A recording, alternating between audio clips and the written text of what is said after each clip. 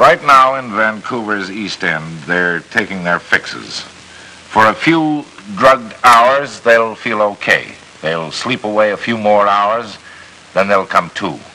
And in 100 shabby dens and dingy hotels and cheap housekeeping rooms, Vancouver's drug addict population will ask the same old question. What can I steal today? Where can I steal it? Will I be able to sell it? Who can I rob?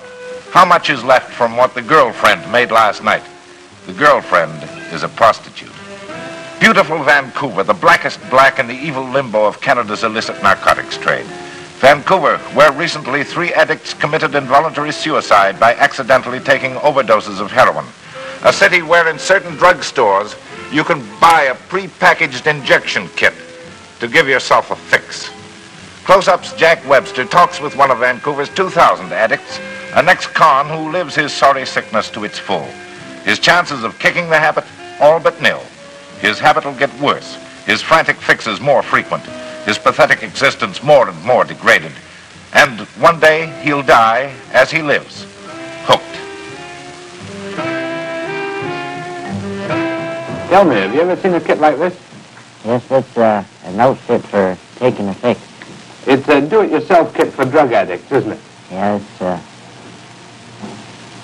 it's a hypodermic syringe that we use for taking a fix. How much do they cost? 53 cents. And where do you buy them? Well, in the drugstores. Oh, what do you ask for when you want one of these? Insulin needle and a dropper. Do you call it that, or do you ask for an outfit? No, insulin needle and a dropper. And it's quite legal for you to buy this, is it? Oh, yes. Although I should imagine the guy knows what you want it for. Yeah, well, I guess they give you a funny look when they... Will they sell it to you? Yes, they give it to you. Now, supposing just for a moment that the sale of all these needles and eyedroppers was banned, with all the hundreds of addicts we have, would it make it difficult for people like you to take fixies for themselves? Oh, no, they would just start black marketing them.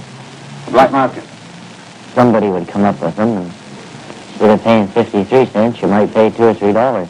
Well, if you must be an addict, though, why don't you go and buy a proper hypodermic syringe that could measure the dose? Well, these are cheaper and they're handier. They're speedier. What do you mean handier and speedier?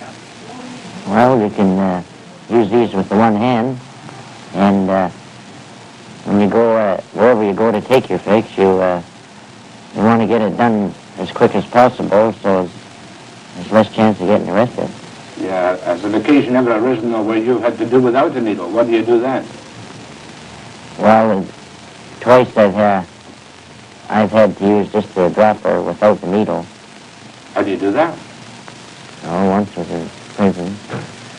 In a prison? Yeah. Well, what do you mean? You were going to have a fix in jail? Yeah. Well, you better just explain that a wee bit to me. Had you been arrested and managed to hold on to a capsule of heroin? Well, I was arrested and had some drugs in me, and when I was in the jail, there was no needle, there was just a dropper. So what did you do? So I had a safety pin and made the hole with a safety pin. Where was that? See on your... No, just below the knee. Uh-huh. More or less like in the calf. Uh-huh. Somewhere where it's, you get a steady, like in your arm, you couldn't very well do it because you couldn't keep it steady enough. Couldn't hold your arm steady. So you would puncture your skin with a safety pin and look it into a hole. That's right. And then what? Then you'd have everything already in the dropper, and as you pull the needle out, the safety pin out, you put the mouth of the dropper over the hole at the same time, and then squeeze it in. Just plunge it right into your bloodstream? Yeah, you have to put a lot of pressure so it don't run out. But when you hit it right away, the hole stays open, you know. Mm-hmm. And it's like a skin shot. That's a grim business for taking a fix, isn't it? Well, when you're sick, you don't notice those things. How long have you been an addict? Oh, about 7, 8 years. How many caps of heroin a day do you need to keep going in your furious way? Well, at the present, 2 or 3. But whatever, if I could get more, I would use more. You would use more. So that for $5 a cap, you're going to have to raise at least $15 a day at the moment for your habit alone. Yeah, that's on the average of a day. How do you raise that $15? Because I know you're not working. Well, as a rule, on the boost. Explain that for me. Well, shoplifting. Your immediate target is just another $5, isn't it? That's right. Where do you live? Do you live in the same place every night? Oh, no, move around. Because you bother too much if you, once they know where you live. So last night you would stay, what, in a hotel room? Stay in a hotel and Tonight? another one and move on like that. What odds would you give me on your being arrested within the next 24 hours? As far as I'm concerned, I'd give you a good odds that I wouldn't be arrested. Because you always figure you're as smart as they are. How many times have you tried, if ever, to break this habit?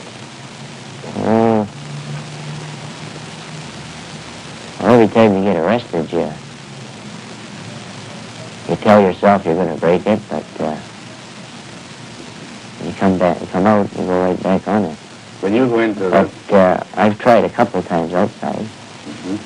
I've lasted a few months, and then something just makes you drift back. You know as well as I do that 3 young men have died in Vancouver recently from an accidental overdose of heroin. Now, don't you think there's a chance that this very afternoon, if the police don't catch you first, that you might, well, kill yourself with, say, a cap of heroin, which is pure heroin, instead of being diluted? Well, no, there's no chance ever catching pure heroin. What do you think killed these chaps then? They were all healthy, otherwise healthy people. Well, it must have been, they were drinking liquor and taking those Invitols and goofballs and that Dordon, and then taking a fix. Mixing it up, in other words. Yeah. What do you think? What lies ahead for you, though? You're an admitted user. There is no future. What do the druggists say?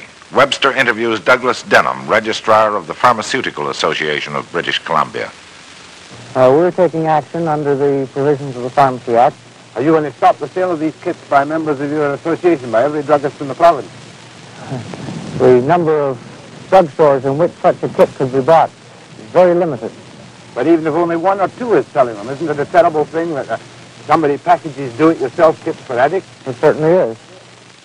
Coroner Glen McDonald conducted the inquests into the heroin deaths, 3 within 3 weeks, compared with only 4 or 5 in the whole of 1958. McDonald's warning to the addict population: every time you take a fix, you could be committing suicide. This would just be a case of these addicts wanting to get a bigger kick out of a bigger fix, would it? They may have been wanting to do that, Jack. On the other hand, they may have received an overdose. Why would a man want to try and commit suicide all of a sudden? He wasn't necessarily trying to commit suicide, Jack. It may have been that in the capping.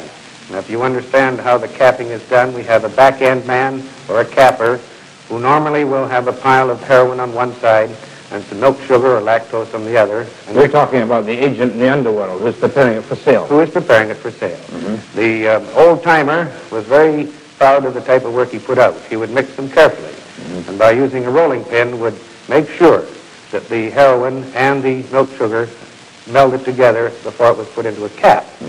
However, it may be that the present-day cappers are getting careless. They've got amateurs in the city. But the amateurs are taking over, and they're mixing them up, and it is possible that someone will get a loaded cap or a heavy cap. In other words, this cap, by a loaded cap, you mean instead of being a minute proportion of heroin and a large proportion of milk sugar, it might be pure heroin. It might be pure heroin. In a way, it's a form of Russian roulette.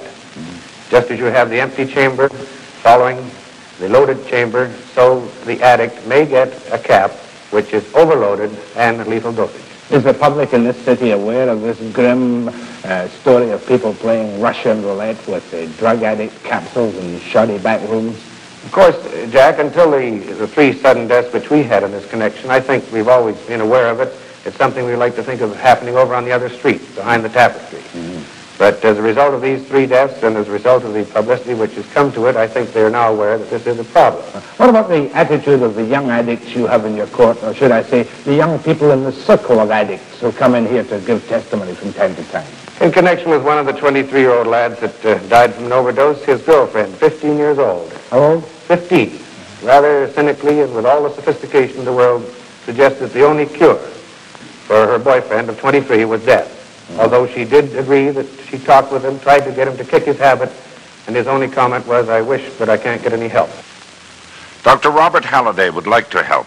He's director of the Narcotic Addiction Foundation, a pilot project sponsored by the BC government. But his addicts are mostly outpatients. The foundation can take only 4 persons in residence. The foundation's grant, $75,000. That's $75,000 budget for you, and yet shoplifters will take at least $2 million a year to keep their habit going. Yes, that is very true. Does that include the estimate of money, say, on prostitution or other criminal acts? No, we don't really know what the figures in that might be. There have been statements that it might cost the community anywhere from 5 to 10 million a year. Well, why is it so black here, Doctor? Why have we got the biggest center of addiction in all of Canada? Well, if we knew why we have got the highest divorce rates, alcohol rates, and so on, we'd know the answer to that. It's a very complex social and economic problem that we can't pin down to any one thing. Well, you would tie them together, the alcoholism, divorce, and drug addiction on the West Coast here. Yes, I think that they're all separate aspects of delinquency or social disorder. But can't we say to ourselves cynically that we're bound to have this kind of addiction, in large numbers even? No, I don't think so. Other large cities don't have it. I don't see why we should have it here. Does the community realize the problem, or do they push it under the carpet? I think they do tend to sweep it under the carpet. They are aware of the figures, of course, but it's much nicer to think about the mountains of the North Shore than to think about the addicts in the East End. We find this attitude, I think, that many addicts say, if only we could get free legal drugs, we could still be useful members of society. Is this just cant, do you think? I think that it is it's a kind of fantasy that the addict has and that many other people share with the addict. If one understands the nature of chemical addiction and that because of the tolerance factors of the drugs, that is the need for more and more drugs to produce the same effect, then I think one begins to understand that it isn't really possible to give out drugs through free clinics on a regularly prescribed dosage every day. This is always going to keep increasing. Mm-hmm. And if the addict can't get it in the clinic, he's going to get it elsewhere. Well, therefore, giving free legal drugs to these people might be like giving free liquor to alcoholics. I would think so, yes. Mm-hmm. It would be a very, very dangerous experiment. But you'd be the first to admit, Doctor, that you're only scraping the very surface of this problem. Well, that's very true. This is only a pilot project, and we have a couple of years ahead of us to find out something about this problem. We're going to need all the help and support that we can get from the community. Do you think the community is going to awaken to this ghastly problem? They haven't awakened so far, and I think it's certainly time that they did, considering the size of the problem not only here but all over Canada. This is Detective Al Shepard's beat. He's been a Vancouver drug squad man for 8 years. His testimony drew attention to the do-it-yourself kits. Drug squad life is tough, nasty, monotonous. But every once in a while, there's a big break. You recently cracked the case in which 4 men were sent to jail for, I think, a total of 31 years for conspiracy to traffic in narcotics. Tell me how you got in that one. How did you start that case? Well, Jack, that started by a BC telephone lineman going out, and he was checking the bases of poles for dry rot. And he came across this cache of narcotics. And we were notified and went out and put a 24-hour watch on that cache of narcotics. How did it develop from there, then? What had been happening there? Well, a car came along one night, the driver whom we recognized, the passenger we recognized. The passenger got out and was shown the cache by the driver, who then drove off in his car and left the passenger to pick it up, which he did, and he was arrested. They were both picked up. They were both picked up after. Would that be one of a number of plants by this plant man around the city? Yes, it was.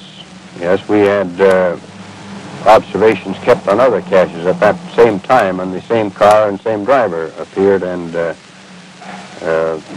other pushers. Mm-hmm. And they were all eventually arrested, and that accounted for the driver of the car. He received 10 years, and the 3 other pushers received 7 years apiece.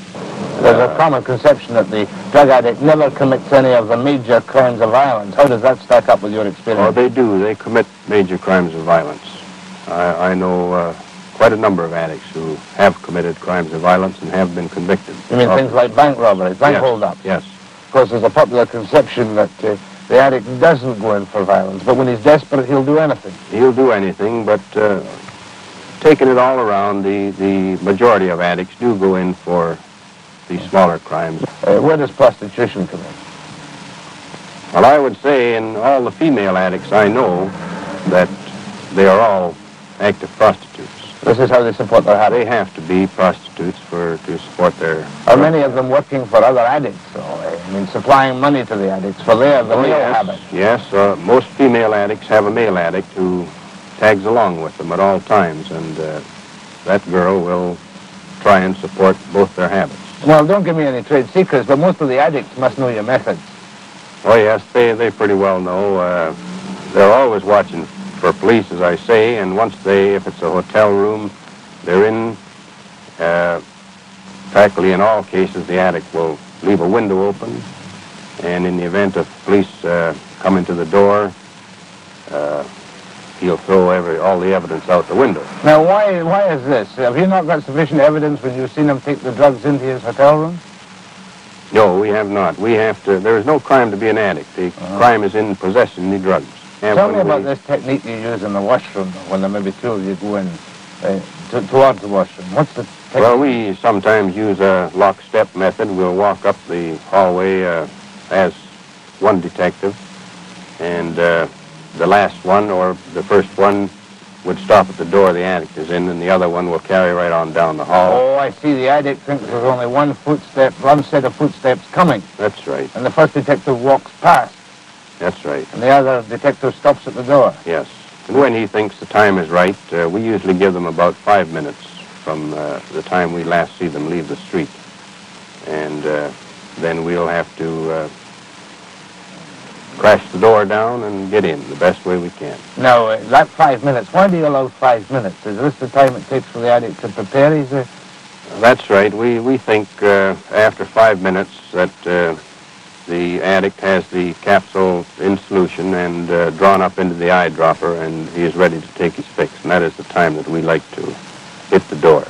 Well, have you had any cases where you've gone in too soon, perhaps? Does that make it difficult for you? Yes, we've had a lot of cases where we've gone in too soon. A lot of these addicts today will go to their room and they'll, you might say, wait out the policeman. Yeah. And we give them our allotted time, and we'll hit the door, and we may get into the room and they're laying on the bed reading a magazine. With no evidence of narcotics? No evidence at all, but if they have the drugs, which is they'll carry in their mouth, all they have to do is swallow it and it's gone. If he swallows the drugs, the capsules in his mouth, and you know that the capsules are in his stomach, this doesn't constitute possession for you? No, it does not. You can't pump out your stomach, for instance? No, we can't do that. That just isn't allowed? Not allowed. Do you see any end to it as the legislation is now, where there's difficulty of proving possession of narcotics, and not an offense in itself in being an addict?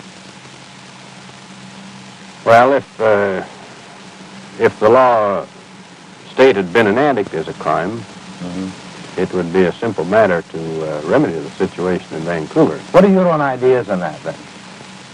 Well, I never gave an opinion on this before, but I do think that in the experience I've had and conversations I've had with addicts, that about the only way is for the courts, for the police to obtain their evidence the same way as we do today. But instead of the courts sentence them to a term in jail, give them an indefinite sentence on maybe some island or some place where these addicts are away from society. I mean, even when you send them into the local jail or the penitentiary, it's not doing any good, is it? It's not doing any good, no. Do you think that the heavy prison sentences which have been given recently to, well, I mean, don't mean recently, in the last few years, 10, 20-year sentences, 14-year sentences, have done anything to discourage the pushing or the distribution of drugs in Vancouver? Definitely not. Why definitely not? We have just as many pushers today as we ever did. And more addicts apparently. We have a lot of sentences have been meted out, 10 years, 12 years, 14 years, and it doesn't seem to scare them at all. Can you tell me or prove to me or show me that addicts can be cured? I think addicts can be cured, but it's got to be up to the addict. Of the thousands you know, how many have been cured? Well, I could count them on my one hand, I think, the ones that I know that have gone off drugs and left drugs alone. Yeah. All the rest have, they may go off drugs, they may stay off drugs for a year, but eventually they'll come back to it. At the moment, you're going to go back out again tonight and tomorrow looking for the same old faces to put them back in jail. Just the same thing, day in and